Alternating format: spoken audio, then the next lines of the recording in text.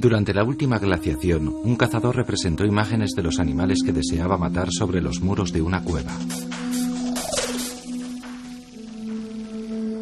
Hace 5000 años, un escriba egipcio grabó jeroglíficos sobre una piedra.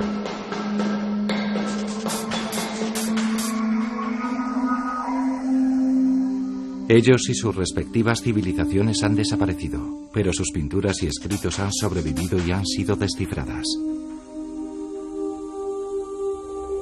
Estos antiguos documentos de piedra nos revelan parte de la vida de nuestros ancestros.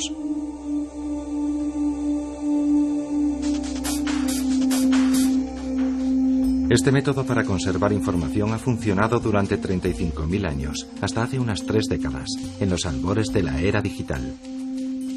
Desde entonces el credo ha sido más rápido y sobre todo digital. Sin embargo, nos estamos colocando en una situación peligrosa.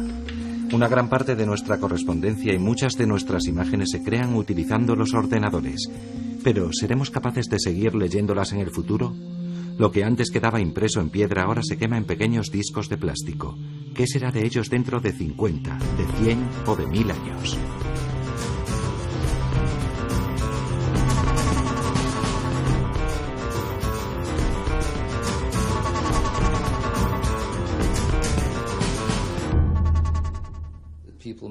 Mucha gente volverá los ojos a este periodo de la historia dentro de 100 o 1000 años y puede que lo denominen la oscura era digital.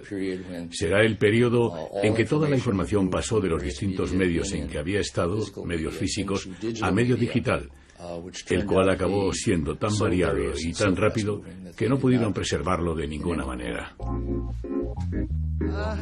Stuart Brand es un americano especialista en informática. El desarrollo que él describe está teniendo lugar sobre todo en los laboratorios fotográficos, donde la norma es cuanto más digital, mejor. El año 2001 fue decisivo. Por primera vez se vendieron más cámaras digitales que cámaras tradicionales. Pero todas esas fotos de las vacaciones en principio no son nada más que archivos de píxeles almacenados en un chip informático conectado a un sistema operativo. ¿Qué pasará con esta información dentro de 20 años? Los vídeos caseros, momentos felices por descontado, han sido grabados utilizando una cámara digital. El orgulloso padre adquirió el último modelo de cámara con motivo del nacimiento de su hijo. Mini DVD, micrófono estéreo con conexión a internet. Cuando su hijo crezca podrá ver la familia tan maravillosa que formaban. Comparadas con las toscas películas de Super 8 que hacía su padre, esto no tiene nada que ver. Pero ¿cuánto tiempo pueden sobrevivir estas grabaciones? Incluso los sistemas más modernos disponibles en la actualidad no tardarán en quedar obsoletos, desaparecidos y olvidados como el Betamax, el Video 2000 y el Super 8. Sin el equipo de visualización adecuado, su hijo nunca podrá verse dando sus primeros pasos. Las imágenes de su infancia se perderán para siempre.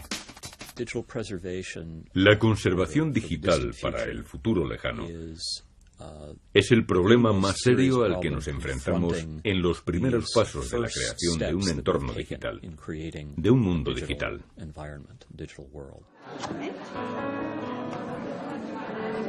El nuevo mundo es digital y joven, y si no se tiene acceso a Internet no se forma parte de él, como esta mujer que está celebrando el centenario de su nacimiento con sus hijos, nietos y bisnietos.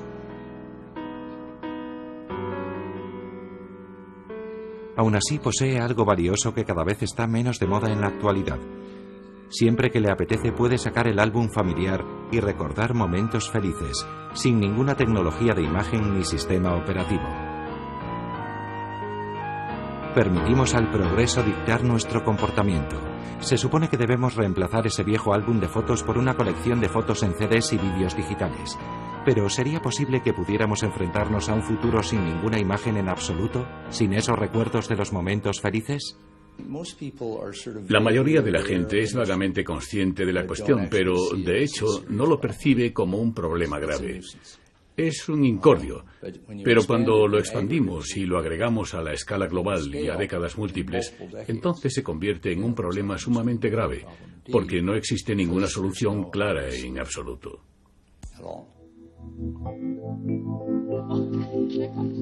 Nuestro orgulloso padre no dedica tiempo a preocuparse por ello.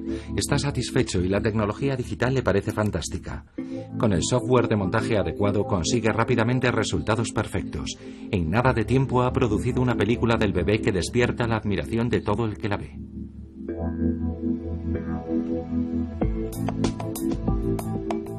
¿Cuánto tiempo podrá almacenar esa película? ¿Qué pasará la próxima vez que actualice el programa? ¿O la próxima? Todo lo que el padre ve sobre la pantalla, al igual que el programa y el sistema operativo, son meras representaciones visuales de lo que realmente está sucediendo dentro del chip y del equipo electrónico. Los ordenadores funcionan sobre la base de una serie sencilla de ceros y unos, un código que sigue siendo un secreto oculto para la mayoría de las personas.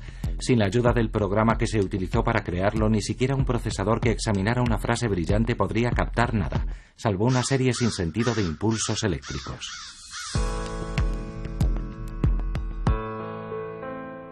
Pero los programas desaparecen a medida que los ordenadores van quedándose anticuados, y en la era digital las cosas envejecen mucho más rápido que antes.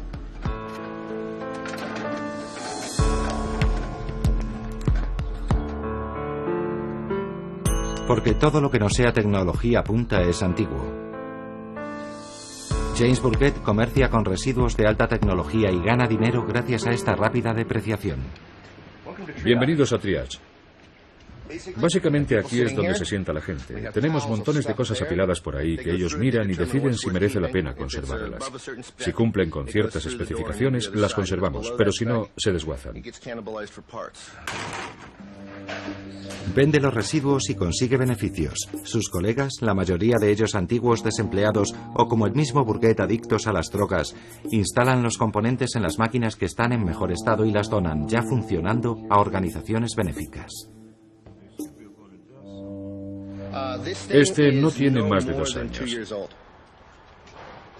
No tiene más de 2 años y sin embargo tiene más potencia procesadora de la que tenía todo Estados Unidos cuando puso al hombre en la Luna. Tiene más potencia procesadora de la que había en todo el planeta durante la Segunda Guerra Mundial y cosas por el estilo, y ya ha quedado obsoleto. James Burkett es como el Robin Hood de Silicon Valley. Su misión es aprovecharse del ansia de modernización de la sociedad para proporcionar trabajo y alimento a los pobres. La mercancía del almacén tiene un índice de rendimiento de 4 semanas. Un camión entrega la mercancía 2 veces al día. Un flujo eterno de ordenadores, muchos de los cuales todavía funcionan, desechados porque existe otro nuevo modelo disponible. Algunas empresas, en el transcurso de sus operaciones diarias, deciden que el hardware ya no se ajusta a sus necesidades, y no nos molestamos en conocer la razón de por qué deciden que ya no es el adecuado. Generalmente porque algún vendedor ha convencido a alguien de que necesitan un reloj 100 milésimas de segundo más rápido o un monitor medio centímetro más grande. Y se gastan el dinero a lo loco. Existen algunas ventajas fiscales para hacerlo, y no me voy a meter con eso. No critico a nadie por reemplazar su hardware, porque hemos informatizado una parte significativa del planeta con su antiguo hardware. En fin, me gusta, pero no lo comprendo. ¿Responde esto a su pregunta? La tierra del consumismo. Eso es América. Desde luego.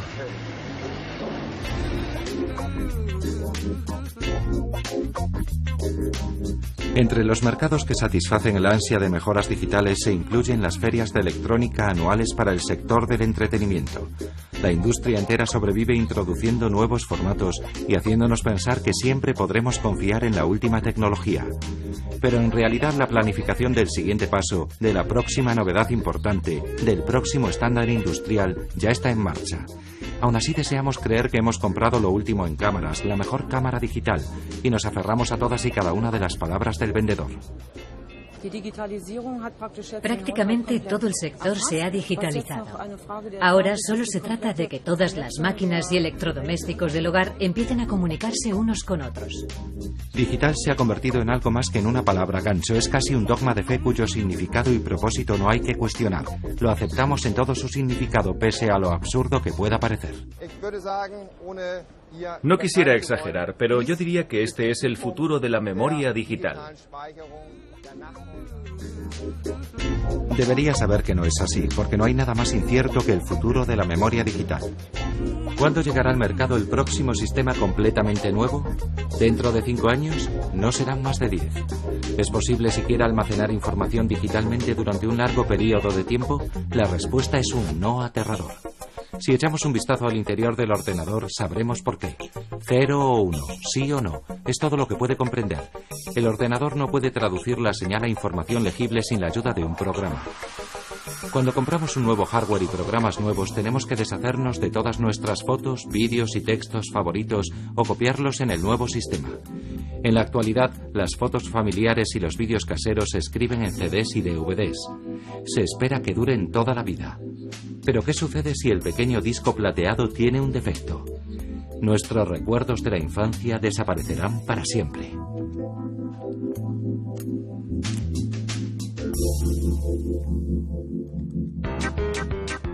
En 1983, Sony y Philips liberaron al mundo de la alta fidelidad de las grietas y de las roturas de los discos de vinilo. Nació el disco compacto y se le consideraba la última gran esperanza del futuro digital. Sin embargo, la memoria del presente digital es mucho más vulnerable de lo que se esperaba. La esperanza de vida de un CD es una cuestión que conlleva cierta polémica. Las predicciones difieren dependiendo de los intereses que estén en juego. Básicamente, yo diría que el producto, con un uso normal, puede tener una esperanza de vida de 50 a 100 años. Esto es una tremenda exageración de la esperanza de vida real de los discos que producimos en casa, según una conocida revista informática. Puso a prueba los CDs y los DVDs vírgenes de varios fabricantes. Un test especialmente diseñado para ello hizo visibles los errores en forma de cambio de espectro. Los resultados: muchos discos vírgenes dejan los archivos de memoria tan plagados de errores que ni siquiera pueden soportar un uso normal. Los test de durabilidad son puramente especulativos.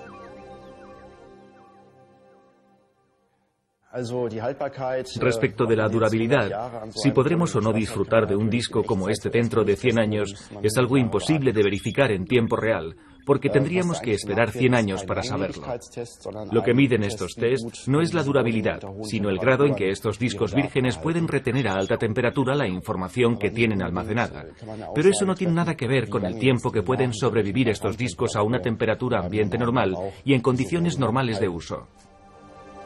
Actuando como si este tipo de escepticismo estuviera totalmente fuera de lugar, elegimos no poner en duda la viabilidad ilimitada a largo plazo de los pequeños discos de plástico, pese a mirar con lupa la fecha de caducidad de todos los envases de leche que adquirimos. Y aunque ya podemos encontrar advertencias sobre la fragilidad de los contenidos en cada paquete de CDs, son tan delicados y sensibles como parecen ser.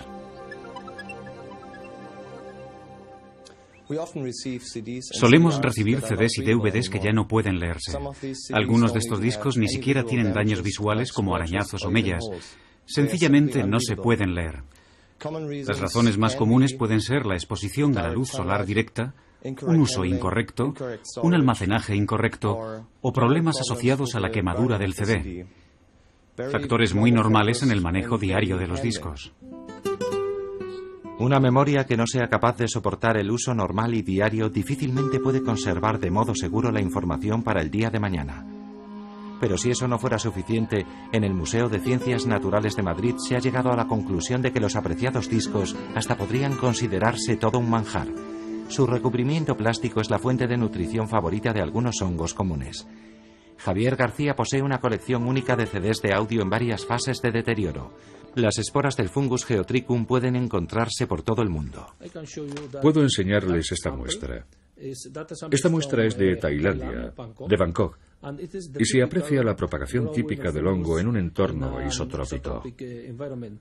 Tal vez esto se deba al fallo de la laca de protección. Bajo la luz polarizada se aprecia fácilmente lo que se ha comido el hongo, algo que también puede observarse en el pan y en el yogur de casi cualquier cocina. Los experimentos han demostrado que para reproducirse el hongo necesita un clima tropical, 30 grados centígrados y un nivel alto de humedad. Javier buscó CDs enmohecidos en internet y los encontró cerca del lago Constanza. Este CD es de Alemania. Es distinto porque se trata de un CDR. Está claro que la destrucción es absoluta.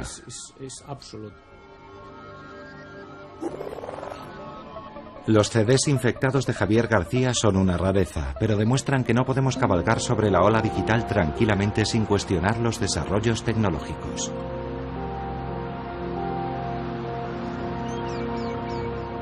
El escritor Stuart Brand vive en la bahía de San Francisco. Se le considera uno de los inventores de Internet.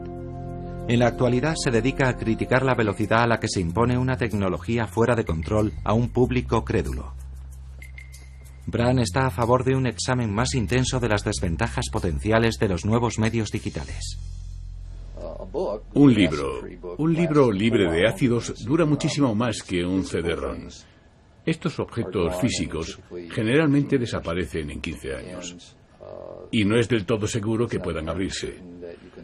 Dentro de 100 años se podrá seguir abriendo un libro sin duda alguna, pero es probable que no podamos abrir un CD-ROM. En Noruega existe una clínica especial para las memorias ya ilegibles en la actualidad.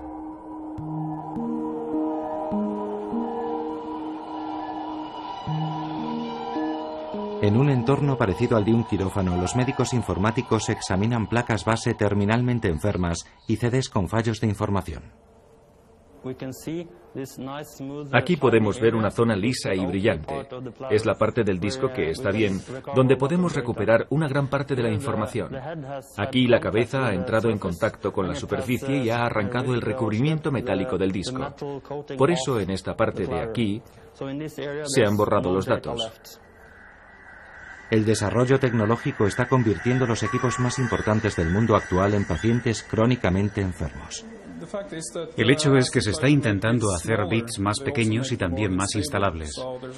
De manera que existe un compromiso entre la capacidad de memoria y el espacio de tiempo en que se puede almacenar la información. Ahora la tendencia es hacia la capacidad del disco, lo cual significa que se pondrá el máximo de información posible en los hard drives. En cuanto al tiempo en que puede almacenarse de modo seguro, aún no se sabe. Hablamos de décadas, puede que 10, 20 o 30 años, más o menos por ahí. Es algo de lo que a nadie le gusta hablar, pero que sucede a diario. Los especialistas en recuperación de datos, como los de esta empresa noruega, se enfrentan a nuevos casos todos los días, muchos de ellos sin remedio, como este. Unas cintas de vídeo magnéticas dañadas por una inundación en el sótano de un edificio de oficinas. Es mejor mantenerlo húmedo, porque si se seca, la suciedad se queda mucho más adherida sobre la cinta y es más difícil recuperarla. También es muy importante controlar el proceso de secado. Se puede apreciar que ésta se ha mojado mucho. Este tipo de daño no es enteramente digital por naturaleza. Los medios analógicos también pueden quedar destrozados cuando se mojan. El problema es que la sociedad digital de la actualidad depende cada vez más de la capacidad de almacenaje ilimitada, haciéndonos más vulnerables. Los datos se pierden con mucha frecuencia. En nuestra empresa en Noruega tenemos 30 casos diarios de pérdida de datos. Y esto incluye desde particulares a grandes empresas, a bancos y hospitales, hasta el ejército, a todo el mundo. Todos los días asistimos a la pérdida de grandes cantidades de información y aumenta deprisa. La memoria de los datos digitales se ha convertido en nuestra memoria colectiva. Hemos confiado nuestros tesoros más importantes y privados, nuestros recuerdos, a una tecnología sumamente sensible que debe ser mejorada o reemplazada cada pocos años. Nunca en la historia de la humanidad nuestra memoria colectiva ha corrido tanto peligro. Aún así llevamos algún tiempo sabiendo que progresamos hacia un vacío histórico. La perspectiva es que tenemos delante la oscura era digital. Los historiadores mirarán al pasado y verán este periodo en el que todo el mundo se comunicaba por correo electrónico, pero no quedará nada. Fascinados por el proceso de digitalización, ignoramos o reprimimos cualquier problema que pueda nublar nuestro entusiasmo. Nuestros recuerdos se construyen sobre una base de arena y el desarrollo tecnológico la va desgastando. Ya en 1995, un respetado especialista informático de California empezó a hacer sonar la alarma. Pero el sector y el público estaban inmersos en una ola de entusiasmo y no escucharon sus advertencias. Jeff Rosenberg demostró que el almacenamiento de datos a largo plazo utilizando tecnología digital siempre produce la pérdida de parte de la información almacenada. Desde entonces, Rosenberg lidera un grupo de expertos que lucha contra esta amenaza. Creo que todo el mundo es consciente de lo efímera que puede ser la información. Sin embargo, en la era digital, me parece que a todos nos gusta pensar que una vez que lo tenemos todo capturado con ceros y unos, vamos a conservarlo para siempre. Desgraciadamente, a no ser que resolvamos algunos problemas muy profundos, esta información será igual de efímera o incluso más. Desaparecerá rápidamente y prácticamente no nos quedará nada de la información que nos interesa de este periodo de la historia. Pero ¿qué haríamos sin nuestros ordenadores y sin Internet? Nuestro sistema económico colapsaría. La utilización de la informatización e Internet ha producido cambios fundamentales en nuestra vida cotidiana. Ha avanzado la investigación médica, ha simplificado las comunicaciones globales y nos ha convertido en la sociedad de la información. Cada usuario de Internet tiene acceso a una información que hasta hace poco tiempo solo estaba disponible para unos pocos elegidos. Ahora nos resulta más natural coger un ratón que coger un bolígrafo.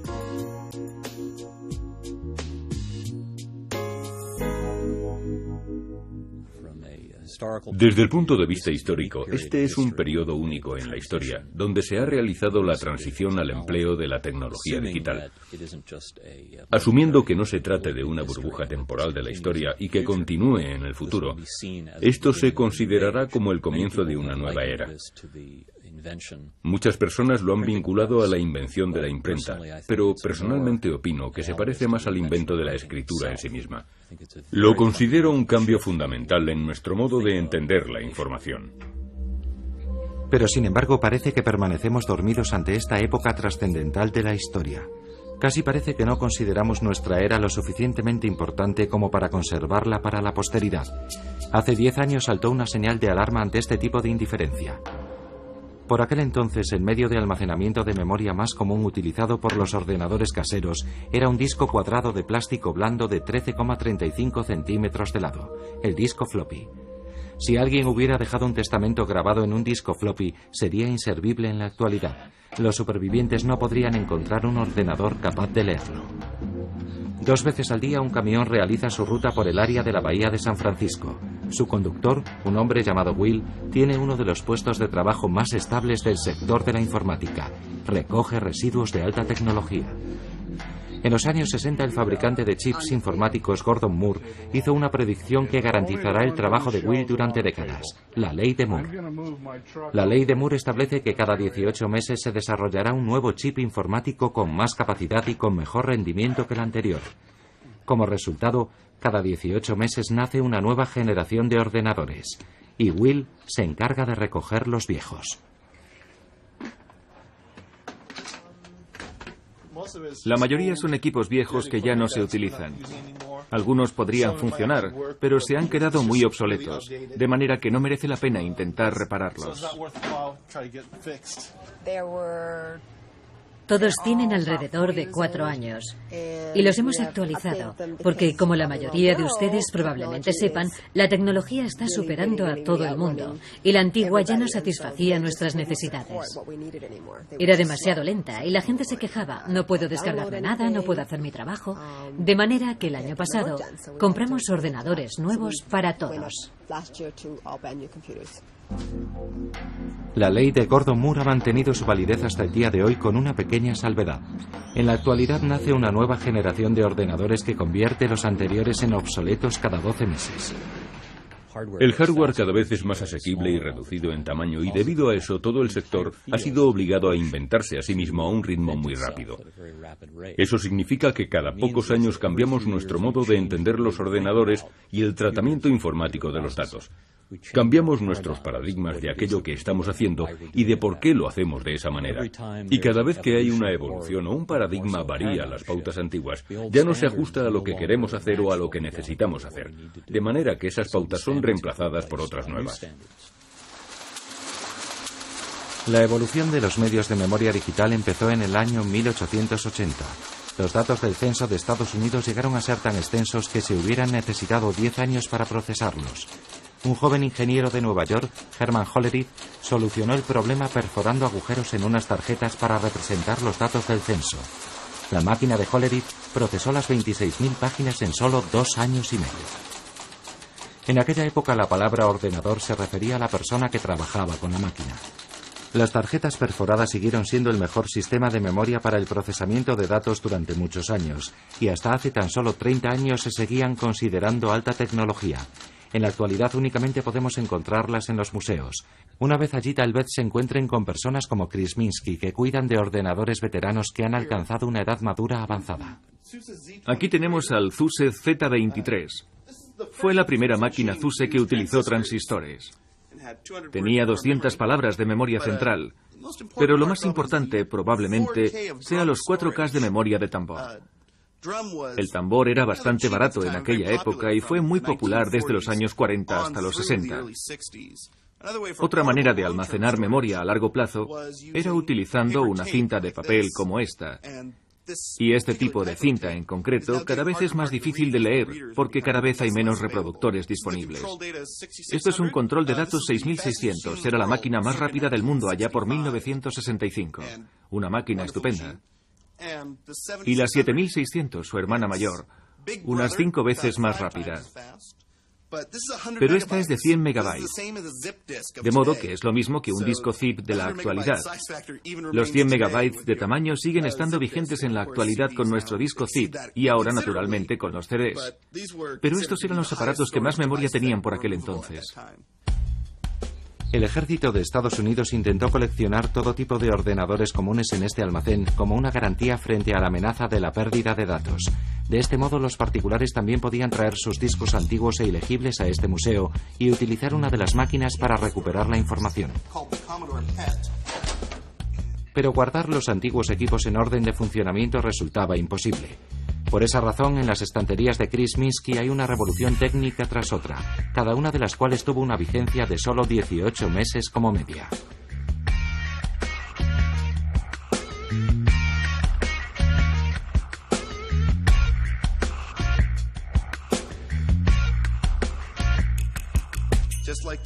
Lo mismo sucede con las cintas de audio actuales y el modo en que se grababan. El modo en que funcionaban las cintas era utilizando un módem para coger las acciones de la máquina y convertirlas en sonido. Y así se grababa el sonido en la cinta. Y cuando se intentaba reproducir, se accionaba el sonido y pasaba por el módem y volvíamos a escuchar la grabación. De modo que básicamente es lo mismo que conectarse a Internet en la actualidad, excepto que lo hacías en tu propia máquina. Por eso resultaba muy lento, pero era compacto. Además, podías conseguir las cintas en cualquier parte, de modo que era bastante eficaz. Los museos de informática solo almacenan el hardware, la parte visible del ordenador. Sus funciones y su rendimiento, todo lo que implicaba su utilización, se vuelve viejo y anticuado y no se puede utilizar. Con el fin de imitar estas idiosincrasias y las características especiales de las primeras máquinas, los científicos han creado un nuevo museo de informática artificial. Se puede hacer algo casi igual, pero sin complicaciones, y es crear ordenadores virtuales. Es decir, programas que actúen como los antiguos ordenadores obsoletos y guardar esos programas para utilizarlos en los ordenadores futuros, y esa técnica se denomina emulación. Es una técnica de la ciencia informática muy conocida. Básicamente consiste en escribir un programa para un ordenador que haga a ese ordenador ocupar el lugar de otro, que pretenda ser ese otro ordenador. Lo hace tan bien que puede ejecutar cualquiera de los programas del ordenador antiguo. La emulación es una antigua conocida de la generación que pasó las tardes en su cuarto en vez de salir fuera a jugar al balón. El grupo de expertos en juegos de ordenador que se reunía en los años 80 para comer patatas fritas, beber River Cola y jugar al Pac-Man o al Donkey Kong, sentía nostalgia de sus antiguos pasatiempos. Empezaron a obligar a sus ordenadores modernos a actuar como el Commodore 64, Amiga 500 y Atari. La emulación sigue siendo el mejor modo de devolverle la vida a las generaciones antiguas de ordenadores. Profesionalmente, este método lleva años utilizándose para mantener al mínimo la pérdida de datos.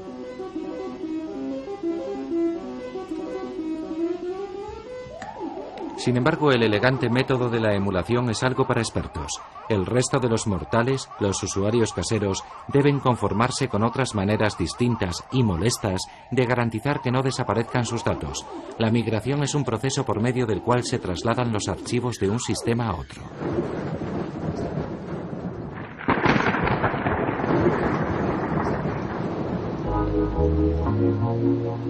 El Centro Informático Meteorológico Alemán de Hamburgo posee uno de los ordenadores más rápidos de Europa. Los archivos de datos de Wolfgang Stahl sobre la luz del sol y las nubes están en constante migración a fin de predecir mejor las tormentas y las inundaciones. Si las cintas magnéticas de 600 metros de longitud no se copiaran constantemente en el nuevo sistema, los datos sobre el clima global serían ilegibles dentro de algunos años. Se trata de un procedimiento costoso que consume una gran parte de su presupuesto anual. Piensas, ya me he comprado una memoria y tengo todos mis datos metidos ahí. Pero en realidad se debe empezar a calcular desde el principio, desde el momento en que se adquiere un ordenador. Cuando empiezas a producir datos y almacenarlos, archivarlos para la posteridad supone un coste muy elevado a largo plazo. Es muy caro, pero necesario. La migración es la técnica de convertir algo, independientemente de la forma en que esté en ese momento, en la siguiente forma cuando la actual se vuelve obsoleta. Y la gente que lleva 5 o 6 años utilizando ordenadores está familiarizada con esto, porque una versión de Word, o de WordStar, o de WordPerfect, u otro programa antiguo se queda obsoleta y deben convertirlo a la siguiente versión o al siguiente formato. La migración es una técnica que lleva utilizándose 30 años en la ciencia informática con bastante buen éxito, aunque exige cierto esfuerzo. Manfred Brandes tiene razón al sentir cierta reserva ante estos esfuerzos. Sus tesoros pueden esperar. La historia de Alemania descansa en el Archivo Federal Alemán, donde están documentados el cumpleaños del emperador Guillermo y la caída del muro de Berlín, en una película convencional, naturalmente. Pero el Zeitgeist, el espíritu del tiempo, reclama que se digitalice el material. A Brandes no le parece una buena idea. La tecnología digital es ciertamente muy importante para la restauración, y cada vez lo es más. Pero por ahora no es el medio adecuado para archivar material cinematográfico. Manfred Brandes no tiene prisa. Siempre y cuando se almacene en las condiciones adecuadas, su película de poliéster podrá ser visionada incluso dentro de 500 años con una bombilla y una lupa. Eso sería imposible con el medio digital actual. El problema de lo digital es que es fácil de almacenar, y creo que eso confunde a la gente. Es muy fácil de almacenar y piensas, ahora está guardado, no cuesta nada, lo dejamos ahí y ya está, no le pasará nada. Pero resulta que mientras almacenarlo cada vez es más barato, preservarlo cada vez es más caro y más complicado, y alguien tiene que hacerlo. No todo lo que se produce durante una época determinada merece la pena conservarlo, pero guardar algunas cosas e informaciones seleccionadas ayuda a las futuras generaciones a comprender de dónde vienen. Por eso en todas las épocas desde la invención de la escritura, a las personas de confianza les ha sido encargada la tarea de conservar para la posteridad aquellas cosas que la sociedad considera importantes. Los archiveros solían ser personas muy respetadas y su profesión requería constancia y serenidad. Protegían su legado del fuego, de las inundaciones y de las guerras.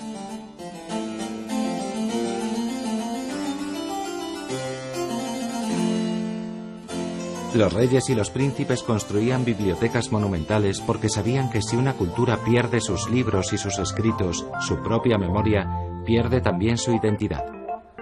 Hoy en día, en la era digital, la amenaza procede del interior, como una enfermedad silenciosa. La creciente cantidad de medios electrónicos convierte el trabajo de un archivero en una profesión angustiosa.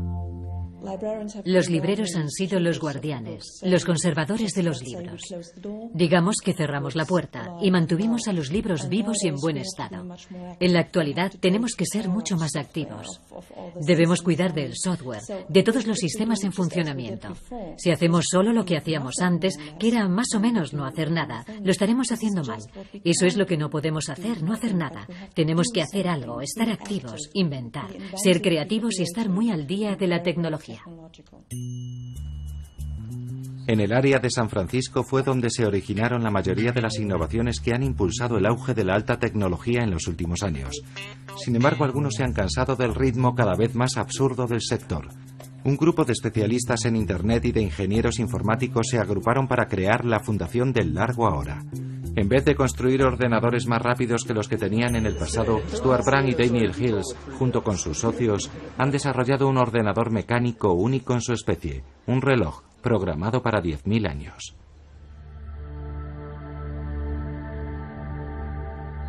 El reloj del largo ahora ha sido concebido como pieza central de un archivo para la eternidad, oculto dentro de una montaña a 5 horas al norte de Las Vegas. Sobre la cumbre de la montaña, en lo alto del desierto de Nevada, los árboles vivos más antiguos del mundo han soportado los vientos y el clima durante 4.500 años. Son tan antiguos como las pirámides de Giza.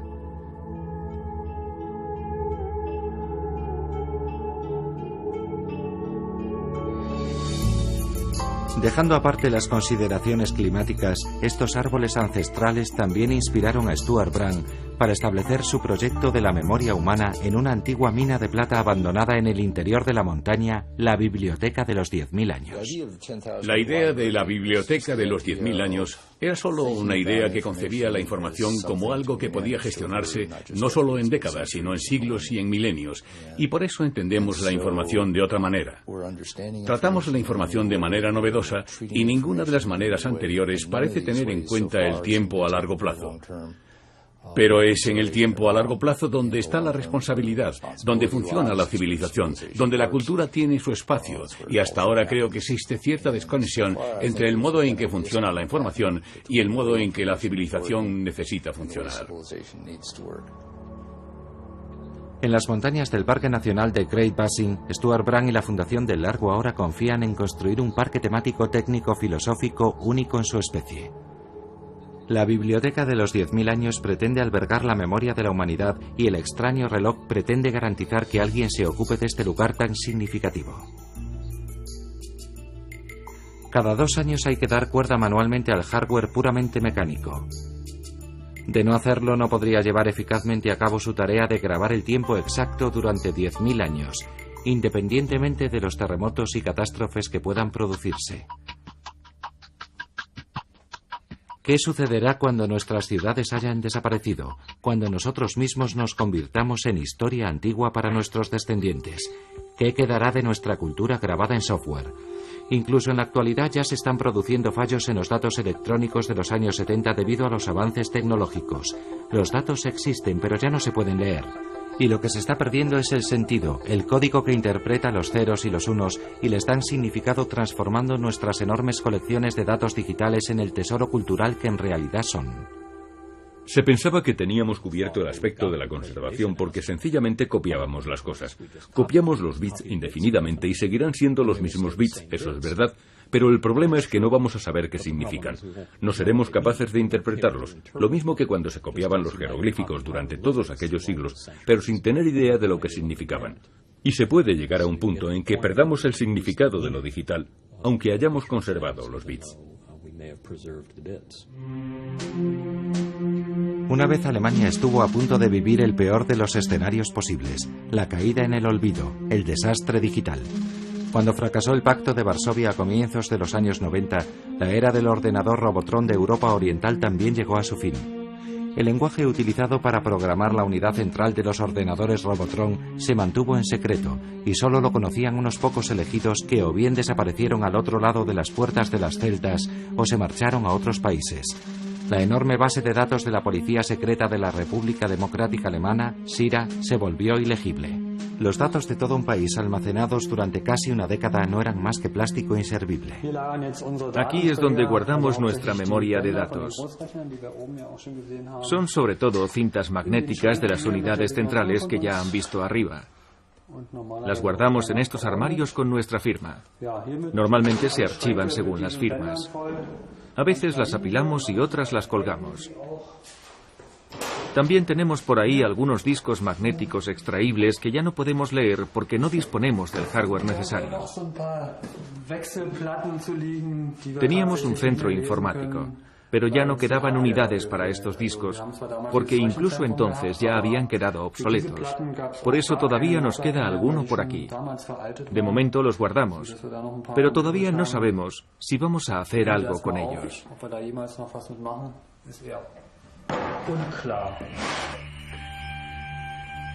Uno de los episodios más espectaculares después de la caída del muro de Berlín fue el asalto al cuartel general de la policía secreta en Berlín Oriental. Los ciudadanos destrozaron las oficinas y los archivos de la agencia que tanto odiaban. Destruyeron los informes y las cintas magnéticas que encontraron en los armarios. Empezaron a extenderse rumores rápidamente. Se decía que las cintas contenían detalles sensacionales, los nombres y las actividades de los 4.500 espías extranjeros de Alemania Oriental, pero nadie podía descifrarlo. A menos que se conociera el lenguaje de programación, los nombres de los agentes extranjeros no eran sino ceros y unos sin ningún significado. Una vez que superas el primer obstáculo de introducir los datos en un ordenador o en un nuevo medio, te encuentras con el problema de los formatos lógicos, que en la mayoría de los casos no permiten utilizar los datos. Entonces, si como en este caso no se tiene experiencia, los datos son básicamente inservibles. Puedo ver un número de registro, pero no puedo hacer nada con él. Tenemos que ser capaces de interpretar los datos, y en eso consiste una gran parte de la labor. En este caso ni siquiera habían transcurrido 10 años entre la creación de los datos y el intento de descodificación. ¿Qué sucederá cuando el plazo de tiempo sea aún más largo, tal vez de siglos? Las dificultades encontradas para descifrar los jeroglíficos de 2000 años de antigüedad nos dan una idea de los problemas a los que deberán enfrentarse las generaciones venideras con nuestros datos digitales. Echemos un vistazo a la historia. A finales del siglo XVIII, un soldado francés realizó un descubrimiento extraordinario. Un soldado del ejército de Napoleón encontró una piedra con algunos símbolos grabados en ella. Además de los antiguos jeroglíficos egipcios, que nadie era capaz de leer en aquella época, estaban también las letras griegas, las cuales podían traducirse fácilmente. Entre otras cosas, se dijo que los textos de la piedra eran idénticos. Eso convirtió a la piedra Rosetta de 2000 años de antigüedad en un diccionario para la desconocida lengua escrita de los faraones. Todo un descubrimiento mundial. Un francés experto en Oriente Medio, François Champollion, consiguió descifrar los misteriosos símbolos del antiguo Egipto. Gracias a él fuimos capaces de rellenar una laguna lingüística que abarcaba 2000 años. ¿Podría hacerse lo mismo con un código digital? Las probabilidades no son buenas, y nuestra cultura, nuestra época, se encuentran bajo la amenaza de desaparecer para siempre. Hasta ahora todos los intentos realizados para solucionar los problemas de la memoria digital a largo plazo han fracasado debido a la esperanza de vida limitada de los soportes de datos y a la ausencia de un lenguaje digital que pueda resistir el paso del tiempo.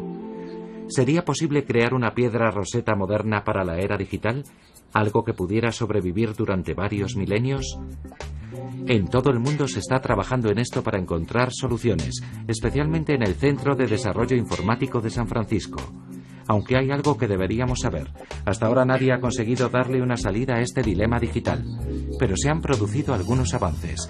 La Fundación de Largo ahora ha desarrollado un sistema de memoria a largo plazo para guardar imágenes y documentos durante más de 10.000 años. Jim Mason diseñó el moderno disco Rosetta, una versión actual de su antigua tocaya. Grabó un área de traducción central en cada uno de los discos, el primer capítulo del Antiguo Testamento traducido a 7 idiomas. Este es el aspecto que tendrá. Vendrá en una esfera con el disco encastrado en el centro. Además, tiene un diseño visual interesante. Intenta explicar las instrucciones operativas a través del diseño. Comienza a una escala visible por el ojo y va disminuyendo hasta el punto de sugerir que puedes encontrar más si consigues algo con que aumentarlo. Las páginas del texto, las 30.000 páginas del texto se descargan aquí, entre los radios. Como la piedra de donde toma su nombre, el disco Rosetta es un medio de memoria analógico, pero de alta tecnología. El martillo y el cincel han quedado obsoletos. Los grabados se realizan hoy en día utilizando una corriente de iones de galio que han sido acelerados en un campo magnético y conducidos de manera controlada a un disco de níquel, donde crean un tipo indestructible perfectamente legible. Se trata de una tecnología de grabación analógica que permite micrograbar las imágenes físicas de cada página del texto a unos 200 micrones por 200 micrones.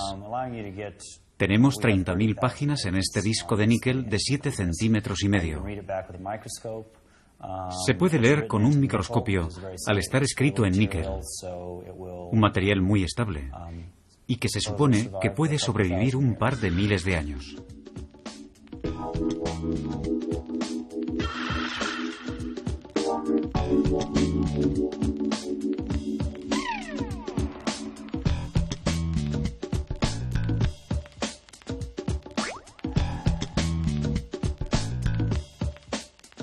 ¿30.000 documentos de tamaño carta en un disco tan pequeño? ¿Cómo se va a poder leer eso? Con unos sencillos instrumentos ópticos de aumento, sus inventores creen que esta es la oportunidad de vanguardia para el futuro. Permitirá a cualquiera acceder a esa información, a cualquiera que disponga de un microscopio. ¿Existirán los microscopios en el futuro? Por supuesto que sí. ¿Existirán necesariamente los formatos digitales de los documentos digitalizados en el futuro? Probablemente no. Y solamente por esta razón el disco Rosetta sigue siendo un medio analógico. Utiliza una tecnología de miles de años de antigüedad y crea una memoria que hace indestructibles las imágenes y los documentos, pero tiene un inconveniente. Los sistemas de memoria a largo plazo tienden a ser muy estáticos. El papel es muy estático. La piedra era incluso más estática. Cuando intentas planear para la longevidad, probablemente has de renunciar a la flexibilidad del manejo de los datos. Por eso esto nunca va a sustituir a un archivo o a algunos tipos de medios magnéticos. Pero para aquello que puede existir en forma de archivo plano y que básicamente deseas guardar en un medio seco durante un largo periodo de tiempo, está bien. El disco Rosetta posee otra ventaja. Estéticamente es un objeto agradable que llamará la atención de cualquiera que lo encuentre, incluso dentro de miles de años. Y después de examinar su intrigante diseño, no dudarán de su valor.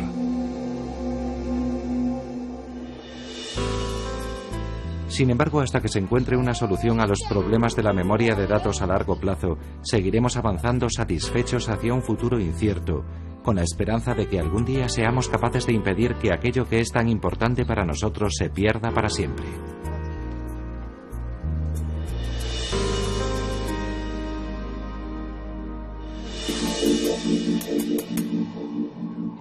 Si existe una solución a este problema, los expertos han dado un gran paso hacia su descubrimiento en Alemania.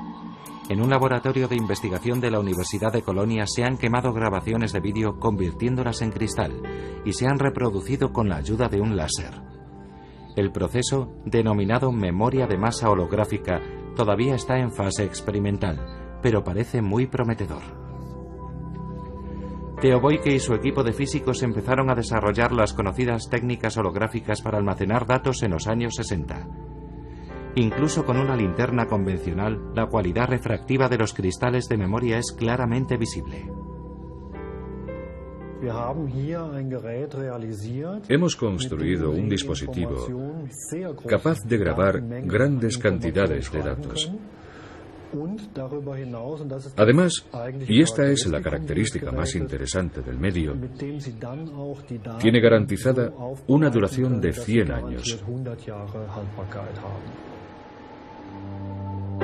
Los científicos de Colonia han descubierto el truco, la combinación de holografía y tecnología de vídeo. Las imágenes se transmiten a un monitor LCD. Después, un láser verde especialmente diseñado para ello proyecta cada una de las imágenes individuales fijas sobre un cristal de memoria del tamaño de un sello de correos. Sobre el cristal la imagen produce una pauta típica de oscilación comparable a la del negativo de una película, analógica o digital, como se quiera. A continuación, la serie de imágenes pasa por un proceso de fijación para crear un holograma permanente. Cuando iluminamos este punto, utilizando un láser, podemos reconstruir lo que tenemos escrito en el cristal. Pero ya no se puede sobreescribir ni destruir. Esto quiere decir que hemos creado un archivo que puede releerse indefinidamente, pero que nunca podrá ser destruido. El holograma también puede leerse utilizando un láser similar en principio a un proyector de cine. Un cristal del tamaño de un pulgar tiene una capacidad de 400 gigabytes de información y los expertos de Colonia ya están trabajando con cristales de terabyte. Con eso sería posible almacenar muchos programas en forma de código digital, en forma de ceros y unos, dejando al mismo tiempo espacio suficiente para incluir las instrucciones de uso en varios idiomas tan fáciles de leer como en cualquier libro convencional, con una esperanza de vida de 100 años por lo menos. Ahora la comunidad coincide con nosotros en que estos 100 años son un cálculo más bien conservador. Los cálculos teóricos indican de 1000 a 3000 años. Los científicos que trabajan ahora febrilmente para encontrar un medio de almacenar la memoria a largo plazo también saben que están muy lejos de encontrar la piedra filosofal, la solución perfecta. Para llevar a cabo su complicada labor necesitan el respaldo de la mayor parte de la sociedad. Al fin y al cabo, la pérdida de nuestra memoria cultural no es solo un problema de los expertos. Si las cosas siguen así, nuestra época pronto quedará borrada de las páginas de la historia, para siempre.